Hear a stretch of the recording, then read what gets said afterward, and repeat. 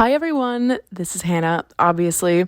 Before we get into this episode, just so you know, there are some very light discussions of sexual assault, not in a particularly serious way, but we do use some of the language associated with it. So if that is something you don't want to hear, now you know that it's coming, and thank you for listening as always. Welcome to Sleepover Cinema, where we analyze the films that created the collective unconscious of those who can totally tell the difference between an authentic Disney princess movie and a try-hard knockoff. I'm Hannah Leach. And I'm Audrey Leach. We are the sister filmmaking duo also known as Two Pink Pictures, and we haven't stopped thinking about these movies since we first saw them. We're going to explore the good, the bad, and the nonsensical of the movies that first inspired our love for film in an attempt to answer the question, are these movies actually good? And at the end of the day, do we really care if they are? Today we are talking about 1994's Thumbelina. Once upon a time, in a land far, far away, Thumbelina! She's a funny little squirt. a very small girl, no bigger than a thumb, I wish I were big. Don't ever wish to be anything but what you are.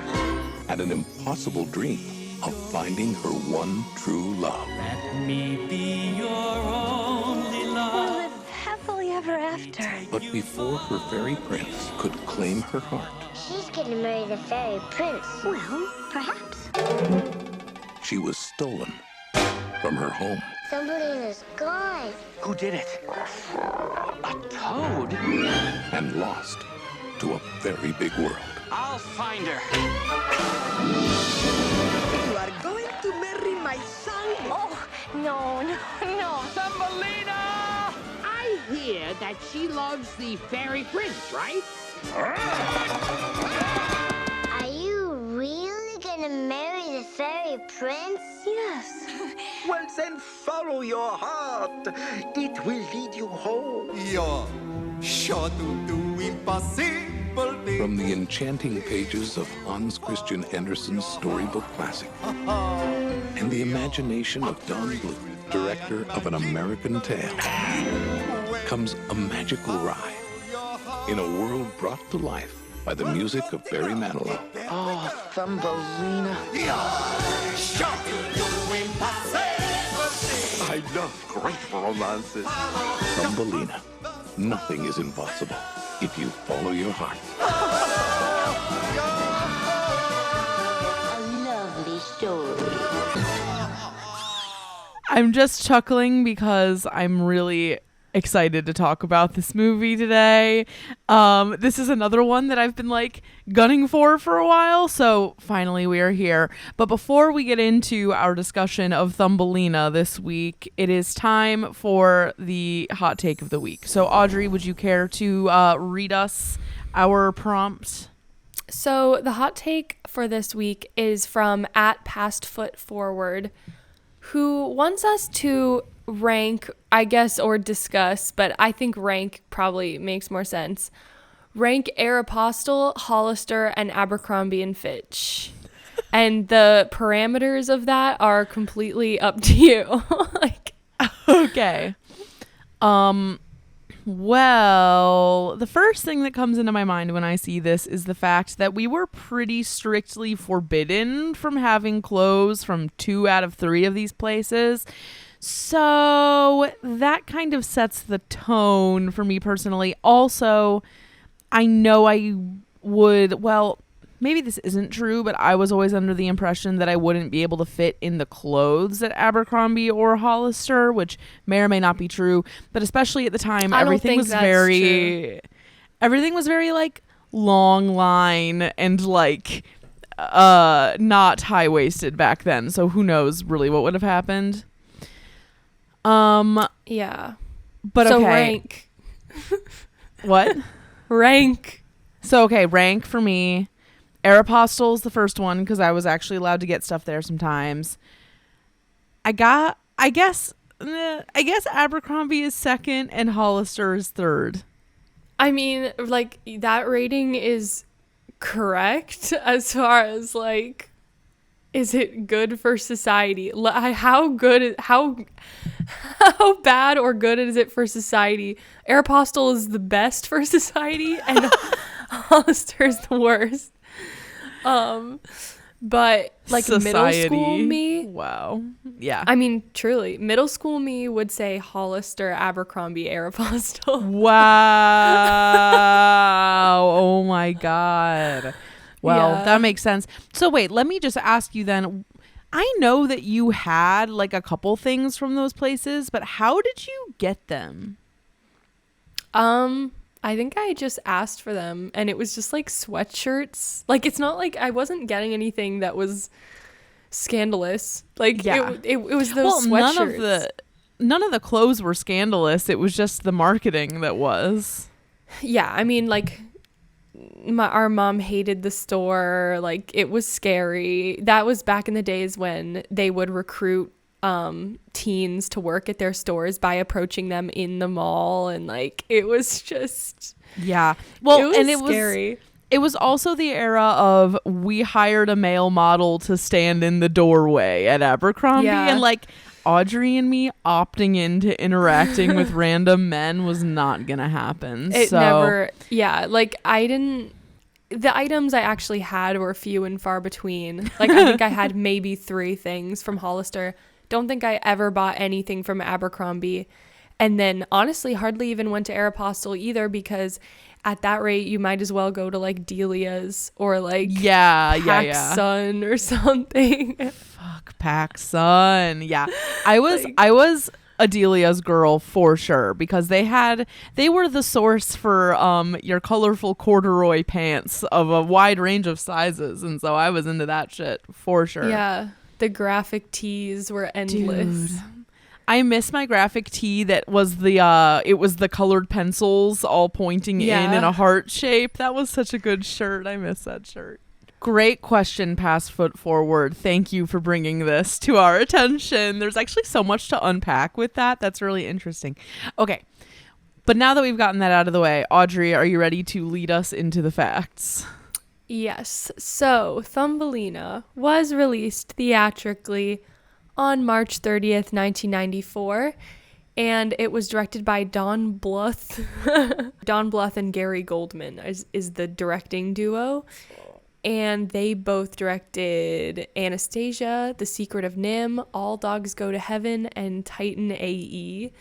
But some like interesting background information on these individuals is that Don grew up being a big Disney fan. If you can't tell, Don worked for Disney for a while, and then he kind of had like an on and off relationship with them. He would like go try to do his own thing, and then he would come back, and then he would go try to do his own thing.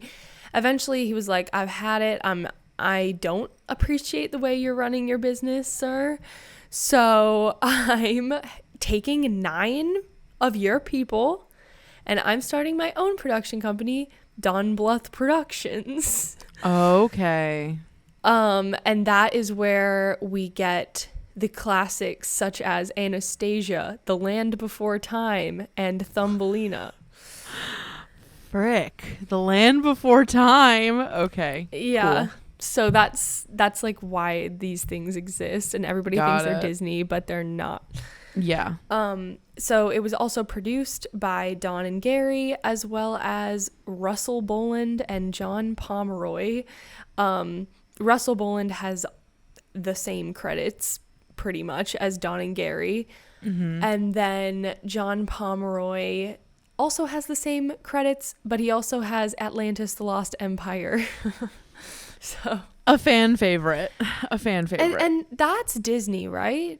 Yes. Is that yeah. Mm-hmm. And to me, like, Atlantis seems like one that could not be Disney, but it is. Yeah, So I totally agree. It gets confusing out here. But Thumbelina, the screenplay, was written by Don Bluth. No shocker there.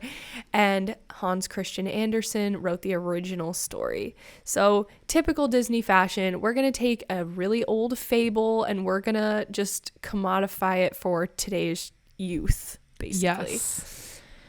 I'm really surprised that Disney didn't hop on Thumbelina before they did. I know. But then maybe I'm not surprised considering the contents of the story, which we will get to later. Well, they would have taken a lot more creative license on it, I think. Yeah, they would have adapted it Dawn. more. And the original songs are by Barry Manilow, Jack Feldman, and Bruce Sussman. When I saw it was like primary composer Barry Manilow, I literally yelled out loud, Barry Manilow, because you can kind of tell, but we'll get more into that in the second half. Yes. Here's the logline. Born of a flower and growing to only a couple of inches tall, poor Thumbelina is worried she'll never meet someone her own size until she happens to catch the eye of Prince Cornelius of the Fairies. Just as soon as she finds love, however, it's torn away from her when she is kidnapped by Ms. Toad. Now Thumbelina has to escape Ms. Toad's grasp and search for Prince Cornelius. Luckily, there's a whole city of animals willing to help her. Okay, this is like wrong. Well, This Rotten is like, Tomatoes, that's what they say. this is like if you watch the first 25 minutes. This I is mean, what it truthfully, is. that's where they lose me. So, Yes. I'm trying so hard to not let my opinions seep into the first half because I have so many. That first log line is a little bit suspicious, but then we have a second one here that looks a bit more accurate. So it reads, a digit-sized heroine evades the clutches of various creatures so she can reunite with her prince. That is a log line. Thank you very much, author of that. Okay, Makes taglines, sense. Audrey. So we have two here. The first one is follow your heart and nothing is impossible. Wah, wah. Sorry, that's bad. And the second one is the director of An American Tale brings you the musical, magical adventure of Thumbelina. Literally, oh wow, An American Tale? How compelling. Yeah, I'm like, I don't know what Okay. that is, but okay. You're like, that's not a good, not grabbing me, but is the king in this movie the same voice as King Triton? Yes. He literally talks. He has like 3 lines, and I was like, I'm pretty sure that's the same guy. I hate that. Okay. I'm sure Miss Jody called him up, probably. Yeah. So Thumbelina is voiced by Jodie Benson, who we all know plays Ariel in The Little Mermaid. She's physically in Enchanted, and she is a voice actor in Toy Story 3 and Ralph Breaks the Internet. I personally don't, and this is an opinion, but I don't see her for this role. Like, it doesn't like make sense to me. Like it's just screaming Disney ripoff. Yeah, I'm like, why didn't you Did you find your need own to? princess? Like, find your own. It's also not that hard. No, there's so many people with like great voices, and it doesn't matter what they look like, which is also great. No. Yeah. Like, anyway, Gary Imhoff is Prince Cornelius, and he is known for Thumbelina, The Green Mile, Summer School, and The Nude Bomb. I'm just going to clock in here for this one character because there's kind of a lot of context that's needed to understand what the hell is going on. So, Ms. Toad is played by Charo, who, if you were like a random white child in the 90s, you definitely weren't gonna know who Charo is, but she was on Sweet Life on Deck apparently, but she's like this very specific, very like almost like Jennifer Coolidge adjacent character in pop culture. She has been like almost, it's weird because she's like kind of like a human punchline, but also it like means a lot to a lot of people and like is very in on the joke. It's like a Dolly Parton, Jennifer Coolidge-esque self-awareness. And I'm looking at her Wikipedia right now because, okay, if you're also a Drag Race fan, she's been on Drag Race finales before. Like, she's like a gay camp icon as well as just like American pop culture icon. But in the late 60s and 70s, according to Wikipedia, she became a ubiquitous presence on American television, frequently appearing as a guest star on series such as Laugh-In, Fantasy Island, The Love Boat, and The Tonight Show with Johnny Carson. She is known for her, quote, uninhibited and exuberant manner, vague age, heavy Spanish accent, and the catchphrase coochie coochie. She's quoted as saying in an interview, "Around the world, I am known as a great musician, but in America, I am known as the Coochie Coochie Girl. That's okay, because Coochie Coochie has taken me all the way to the bank." So she's a singer and she's a flamenco guitarist and a comedian, and in America has a weird legacy, sort of. But this movie certainly is part of her legacy with American children, because it's a very confusing watch when you get to the parts that she's in when you don't know who she is. But we'll get back to that later. Next up is Barbara Cook, who plays Mother, and she is in Hansel and Gretel and Thumbelina. That's it. Okay, I have a good fact about her though, because I looked it up. Because her song that she sings, the vocals are like amazing, and I was like, who is this person? So, according to my research, she originated the role of Marian the Librarian on Broadway and won a Tony for it at the time. And then we've got Gino Conforti, who plays Giacomo, and he was in Man of La Mancha, Angels and Demons, and Thumbelina.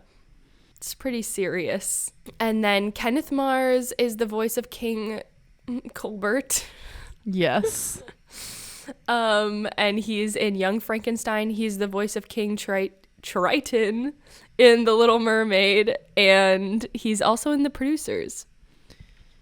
So he's like a theater man, clearly, or like theater movie musical type dude. And then June Foray plays Queen Tabitha, who is a voice actor in Mulan, Looney Tunes, and Who Framed Roger Rabbit. I'm sure this does not come as a huge surprise, but it was a box office bomb, grossing $17 million against its $28 million budget. And then reviews. Okay, so critic score is 27% on Rotten Tomatoes. Thumbelina herself remains a complete drip of a character, insipidly mewling her way through the film's thankfully concise running time. And then, okay, we had to get a quote from King Roger Ebert. "I didn't much care for two reasons. Thumbelina's woe is me act got old real fast, and I couldn't care less about her matrimonial prospects." And then another quote. Is this from a reviewer or from him? A reviewer. Okay, and then we have one reviewer who said, "This film is for very young children and people in comas." Damn. And then going into audience score. Audience score is 66%. And I gotta say, that's a pretty wide, potentially one of our widest spreads between critic review level and audience review level. Okay, so here's some audience takes. "I just think it's a fun little fairy tale, but it's not as good as The Lion King by any stretch of the imagination." Okay, I don't know why you would even bother. Yeah, I don't think comparing. anyone is trying to make the point that Thumbelina is as good as The Lion King, but okay. "Racist stereotypes wherever you look. A love story that doesn't make sense. Like, no one just jumps into a stranger's room and is like, 'I'm a prince, let's introduce each other to our parents.' I don't know how as a kid I could have liked that. Also full of chauvinistic one-liners." And then we have two more. "Awesome, pure kids movie." And then lastly, "This is actually really terrible." Yeah, correct. Okay, so gossip section. Audrey, would you like to take us there? 1994 was the year of Lion King and Forrest Gump. Also the year Michael Jackson married Lisa Marie Presley in an unexpected wedding. Kurt Cobain and Jackie O passed away in 94. Aerosmith became the first major band to release a song on the internet in 1994. Wow. And Amazon launched in 1994. Ooh. Okay, so the reason why the reviewer or the audience member compared it to Lion King is probably because they came out in the same year. Yeah, so at least that makes sense. Okay, so now we're getting into what we remember about this movie since before we rewatched it, which obviously we did for this. All I remembered about it was that I think we watched it in our grandma's basement, maybe, and just a really, really creepy feeling associated with it. I never liked it from day one. I was not a fan, but it had some, striking visuals, I guess, that stuck in my mind, like the way that Disney princess movies do, but I didn't love it. Like, I didn't want to keep watching it or anything. Okay. So, same to both of those. I also have a memory of watching it, I think, in the Sigfirth's basement, Aaron and Julia's basement, which we definitely saw this movie more than once, so it makes sense. Okay. So, things I remember. First of all, in first grade, in my classroom, there was a picture book of Thumbelina, and I hid it in my book box, like my personal book box. We each got one, and I hoarded that book for an entire school year because I was like, I want to be able to look at the pictures whenever I want. I remember always thinking that she was like really pretty. Like, I thought that her character design was really good. I know but then that you watch the movie and you're like, awful. Okay, don't say anything yet. We have to wait to the second half. I thought she was really pretty. I know that the movie has a lot of like really like rapey undertones, and even when I was a kid, I knew that. Like, I knew that she was in like very dire circumstances for basically the entire movie. Let Me Be Your Wings has lived on in my mind forever because that is a great song. That song, in my opinion, is Disney level good. I also remember that there are like really unsettling early CGI moments that make the movie even creepier than it already is. Wow, I didn't even look at my notes, and I had written truly dire circumstances, and that's exactly what I said. And you know, abductions, wanting to be wifed.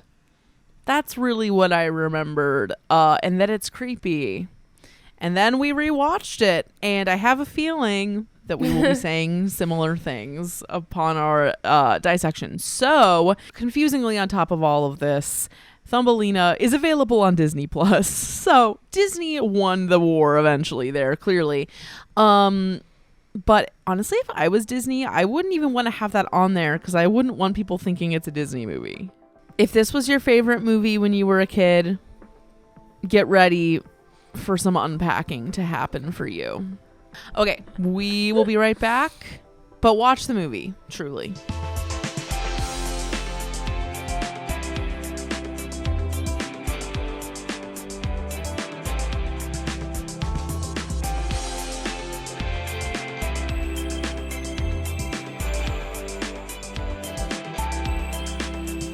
We are back, and it is time for us to talk about our experience rewatching the animated Thumbelina from the 90s. We didn't even talk about when the last time we think we watched this was. Probably when I was like 8. Yeah, I feel like I was pretty young too. So it was a intense moment rewatching this. So why don't we start with the things we appreciated? All right. So, I mean, I can appreciate a rose opening animation, like yes. when the flower opens and she's just in there, like laying down or whatever. Yes. That was pretty. I just like animated sparkles, so that's fun. There's a lot of really good animated sparkle. It's true. Yeah, and like Disney never. Other than Tinkerbell, Disney never went down that path of like lots of animated fairies. Mm-hmm. And I enjoyed that. I think that is a good world to animate. Like, it's interesting. And just like in general, there's some really nice colors and there's some really like striking stills. Yes. But as soon as you get that animation moving, things get really iffy. But I would just like pause it sometimes and be like, that they did a nice job on that one still. Yes. All of my appreciate things are about the visuals. So yeah. I thought the King and Queen character design was really interesting and cool. I thought that all of Thumbelina's outfits were really interesting. I think there's a lot of really potent stills, as you said, like when he's frozen in ice, that will really stay. When the fairy princess frozen in ice. That is significant. Also, Let Me Be Your Wings. I love that song. I also really enjoyed the frog song, despite the fact that it was like only musical tropes like stuffed into one thing. Unfortunately, it was doing it for me. Also, I thought that now that I know who Charo is, I was like, this character design is like perfect. But when you're a little kid and you see it, you're like, why is she like, what's with the boobs? Like, I don't get it. Like, when you're a little kid. But now that I know who she is, I was like, oh, okay. The wedding dress is beautiful. The tiny pink book in the beginning and end is delicious, and I really like her ponytail. I want to like her ponytail more, but the way they animate it is ugly. Yeah, the animation is not great. Oh, but same thing. I really like her skirt, but it's not animated that well. No, like if these things were just elevated the way they were shown, like, I don't know, could have been better. But yeah, so that's all I got in appreciate. All right, yeah, that's basically all I have to. I have a lot of bad, and I have a lot of notable also. Notable is really more questions. Just things I noticed. Ask the questions. Okay. Why are all of the captors, except for the mole, show people? At the very, very end, when Giacomo, who I fucking hate, was like trying to get her to like sing in like the frozen over fairy den or whatever, I was like, how could she possibly engage in this? Like, after all she's been through, why is she still singing? Like, that part really... No, literally by that point I like turned my brain off, because I was like, I can't take in this storyline anymore. Like, yes. Yes. And like, the main thing I think about why it's so hard to take in the storyline, and we can use this to streamline into things that are worse, is that it is so exhausting to watch an animated children's movie where not a single character is trustworthy. Yeah. Like, every person, I guess the that mom. It's like the mom and the fairy, and I guess Giacomo, but the problem is, it's like, you never see anyone winning in this movie. Yeah. Like, no one that you like ever catches a break. And it's like every single person that she encounters on her journey is just a low down, dirty, rotten individual. And you're like, why am I watching this? This is like trauma. Yeah. There's nothing fun about the movie. Like, no. It's just like only traumatic. It's really scary. There's no happy moments, like, and I think, maybe Dawn was thinking Disney always like over modifies Hans Christian Andersen, and like they don't learn any real lessons, blah blah blah, but like Thumbelina's not the one. There's also no lesson to be learned in Thumbelina. No. Literally none. Like, no. Because things just happen to her. Like, she doesn't make any choices. No, she does not. She makes literally zero choices. She also has no personality traits. Okay, wait. Let's get into things that were worse. Well, I really hate the combination of animation styles, but I know it's just a product of the time. Like, if they could have done it better, I'm sure they would have. Yeah. But I said, you don't feel the connection between the voice and the character as much as you should, because especially with Thumbelina, I'm like, her voice and what she looks like doesn't match. Like, there's no, I don't see it. Okay. Kind of like with Elsa and Idina Menzel. Oh yeah, that one's really bad. Like, I'm like, I just don't see it, and it's partially because the animation of the mouth is horrid. It's horridly overdrawn. So like, she'll be saying a word that doesn't require you to open your mouth that much, but her jaw's like on the ground. Like, yeah. Like, it just causes a disconnect, like, for me, between the characters and their emotions. Like, I'm distracted by the medium instead of it like elevating it. Yeah. Her face looks different in every frame. Like she looks like Correct. a different person in every frame. Some frames she looks like an angelic, like pixie dream girl, and then in others she looks wretched. Did you notice the part where her hairline was like way the fuck back? It's insane. If you just keep pausing it, she looks like a different person in every frame. Yeah, specifically the part where she has to pull the thorn out of Giacomo's wing. Her forehead is like huge. Like it looks so bad. I pointed it out to Josh when I was watching it. I was like, this is so horrible. Okay, please proceed. Yeah. And then to me, just overall, like it has a feeling of amateur, like being an amateur film. Like the attention to detail, the coloring, like the shading and the coloring sometimes was like way off.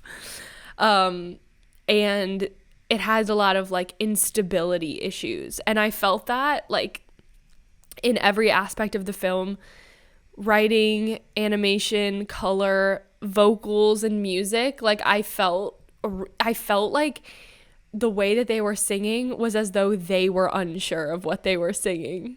Yeah. Like it's way, and it has this like reverb on all the vocals, this like weird like studio reverb. I'm like, this isn't an 80s music video, guys. Yeah. Like, we should feel that they are in the space. Like why it was just weird. Yes. And like it seemed like just a lot of strange products of its time. And I can't be mad because it's probably a camp classic, especially at the end. Like the end with the rainbow. It's so like, bright. Path and stuff.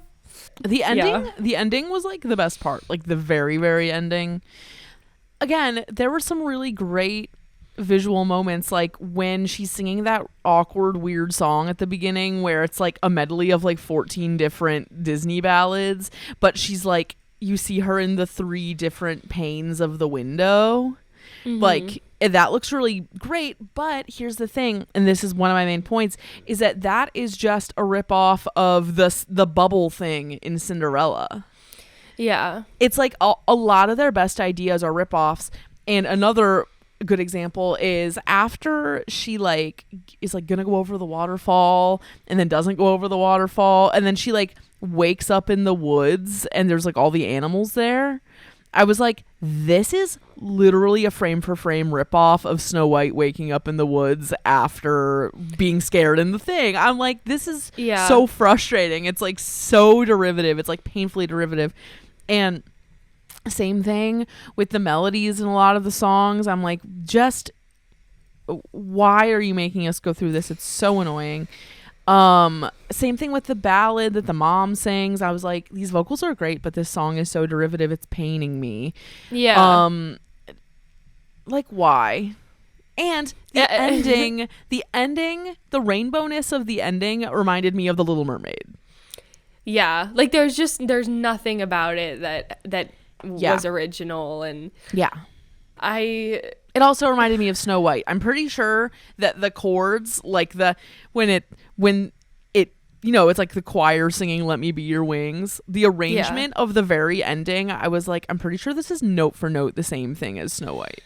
It's like if you had a dream that was like based on, or like if you gave an AI bot like make a Disney movie. Yes. That's what it would come up with, is Thumbelina. Yes. Like just this mangled like mess of like scraps. I don't know. Yes. I totally agree. Okay, more things I had written under here. Same thing with the animation. There were like a lot of scale issues. Like Thumbelina's size seemed really inconsistent, especially at the beginning. That was just, sometimes she seems microscopic and other times she seems like she might be like a Barbie size or something. Yeah, like a foot tall. Yeah. I just had some like logistical questions about when the frogs abduct her and they're like, you're gonna marry my son, and then they just leave her on a lily pad. It's like, okay, well, your abduction isn't working very well if you're literally just leaving her. It's like, that doesn't make any sense. I hate the Gilbert Gottfried beetle is a blight on society. I hate it so much. It's so creepy. And we will talk about him more surely when we get to the problematic part. I could not believe, and this is also getting into the problematic part, after she gets like assaulted by the beetle and like kicked out in the snow because they call her ugly, she's like, I'm ugly. Yeah. And then Giacomo is like, does your prince think you're ugly? And she's like, no. And then they're like, then you're fine. I'm like, oh my God, how is this real? It was insane, because at least like if it was gonna be that blatant, there should have been a lesson in the film about, you know, kind of learning your own self-worth and like not caring what people say about you, or like, you know, beauty is on the inside, that sort of thing. But like, it's not in there. Literally, bitch, you're the only pretty person in this entire movie. And they're like, they think she's ugly because she's not a frog or whatever. Like, it's like, okay, toad. if you're so ugly, then why is like everyone trying to like wife to you marry in this world? you? Like, I don't understand. Speaking of marrying, first of all, Marry the Mole is a horrible song. Second of all, poor Carol Channing. We didn't even mention Carol Channing is the voice of that mouse.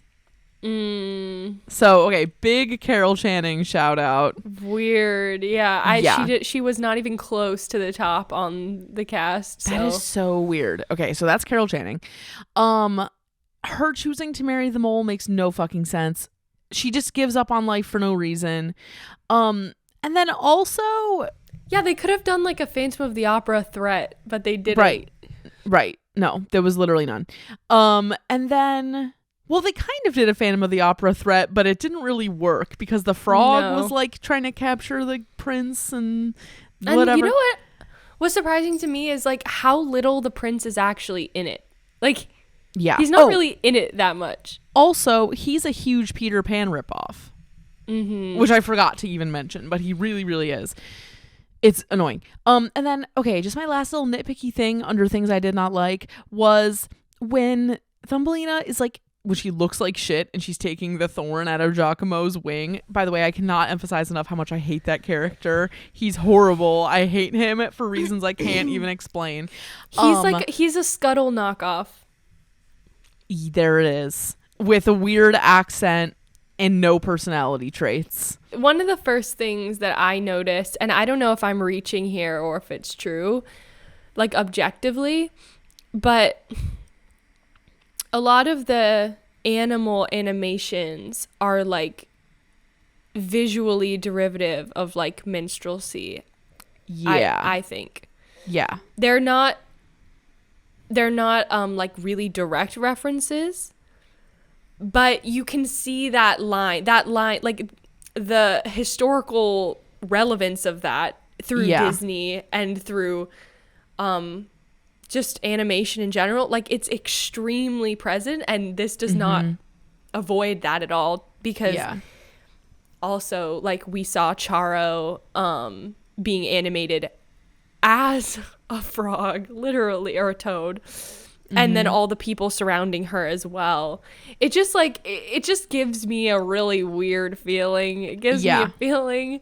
It's like, I kind of want to know what the chicken and the egg situation was there. It's like, did they book Charo and then decide to make everyone vaguely Hispanic to support the fact that she was the one who got the part? Like, yeah, it's just it's very such unsettling. a common trend that the one person they cast as like a speaking role who's not white ends up being the animal. So kind of my main qualm is that it's really hard to tell how old she is. Because in the beginning, it's like, okay, if she came out of the flower looking and acting the same way as she does now, does that mean that she was born with like the self-awareness and like ability of like a 16-year-old? Because they say that Cornelius is 16. Or is she like a weird adult baby? If her mom is still tucking her in and reading her stories every night, how are you going to go from bedtime with mom, bedtime story time with mommy, to literally being like proposed to in 10 minutes? I think the attempt was sort of like a Rapunzel type vibe, you know, as far as like being treated younger than you are, but she does emerge the same way that she is throughout the whole thing. So is being small, I mean, it is true that like being small will, even like in real life, like if you're a really short person, you'll be babied. Like people will baby you. So that there's some truth to that. But I don't know. I just was like, and the way that she got like swept into doing all this shit, and like with every captor she would end up singing and dancing along with them by the end, I was like, are you a baby? Like, I don't understand how old you are. That just really I didn't even try to think about how old she was. I didn't set out to think about it, but it just occurred to me a lot. The butt slap when they tell her she's ugly in the beetle ball thing, it's like the whole thing is such a nightmare. The whole movie is such a nightmare, but especially that part, it looks so creepy. I just feel like this had to have been like a formative bad experience for so many kids that watched it, because it's so unpleasant. Yeah. Like, please let us know if you're out there and you watched it and you're scarred for life. Let us know. Halfway through, I like had like a derealization episode, but then kept watching it, and literally I was like physically going through it for the rest of the movie, not even just because of the mental health symptoms, but just because I was like, this movie sucks and is so uncomfortable to watch, and it feels like a weird dream that isn't like fully realized. And that's what I experience all the time with this mental health stuff. So I was just like, again, to the AI comment, it feels similar to that. I truly, I can't even, I have no other points. Like, I just... Yeah. I will say, if nothing else, I really did enjoy the... kind of felt like going into a haunted house. Like, I was like, I don't know what horrible, weird, like, unconsciously stimulating from childhood thing I'm about to run into, but I am curious to see what's next.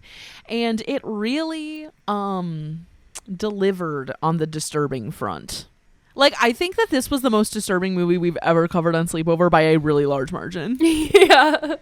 Like, not even close with anything else. You can't even tell that if they had good intentions making it. Nope. You have no clue. You have absolutely no clue. Is it a good movie? Absolutely not. It is literally horrible. No. It's horrible, and I believe that its legacy will best live on in like Tumblr-esque photo sets. That's all you need. And I do love the song Let Me Be Your Wings. That I will stand by indefinitely, but that is absolutely it, and it does not make the movie worth it. It, to me, on top of all the things we've said, it lacks authenticity and charm and specificity of character. Yes. We have nobody to root for. We're just scared. Exactly. It's like, imagine if your heroine started powerless and then stayed powerless. Ends with actually less power. And somehow ends with even less power, personality, and autonomy than she started with. That is what it is. Yeah. She never makes a choice. People literally just abduct her and tell her what to do the entire time. And then I think at the end, when she storms out of the wedding and like changes her mind, we're supposed to be like, wow, growth. But you don't get that It's feeling. like, that was the bare minimum. Literally the absolute bare minimum. Please Maybe we'll even do like an Instagram like Q&A or something, or like a thing where we have you answer just if you have any weird childhood memories about this movie, because I feel like this is such a fertile piece of media for weird childhood memories, and I would be curious to hear what you guys have to say. So we will put that on our Instagram story, maybe with some nice stills, so you can at least get some stills out of it. But yeah, I'm so sorry if you loved this movie, but you probably have issues if you loved this movie. Yeah, I'm like, I can't even really empathize with you on that one. Like, watch it again. Well, we got through it. I'm glad I rewatched it just because it was very shocking and entertaining, but not something I would really recommend. But okay, as always, we will be back next week with a new episode. As always, check out our merch. Our t-shirts are cheaper now because we want to sell them. So please go check them out. Stay healthy out there. It's a crazy world we're living in. But we will be here bringing you the much needed content indefinitely. So thank you for listening as always. And we'll see you next Thursday. Bye. Bye. You can find more from us at evergreenpodcast.com/sleepover-cinema and keep up with our latest creative projects at toopinkpictures.com. If you want to watch our show as well as listen, we're on YouTube too. Search Sleepover Cinema or go to the link tree in our Instagram bio. We're on Instagram and Twitter at toopinkpictures and would love to hear from you there. We're also on TikTok at Sleepover Cinema, and that's really where the party is at. And if you like the show, if it brings back evocative memories of childhood or tweendom or babysitting, share the episode with a few friends. Leave us an iTunes review telling us what movie you'd like to see us cover next, and leave us a review if you like the show, and if you don't. Sleepover Cinema is a production of Evergreen Podcasts, produced, edited, and engineered by us, Hannah and Audrey Leach. Sleepover Cinema is mixed by Sean Rule Hoffman with theme music by Josh Perlman Hall. Special thanks to executive producers Michael D'Aloia and David Moss. We'll chat again soon.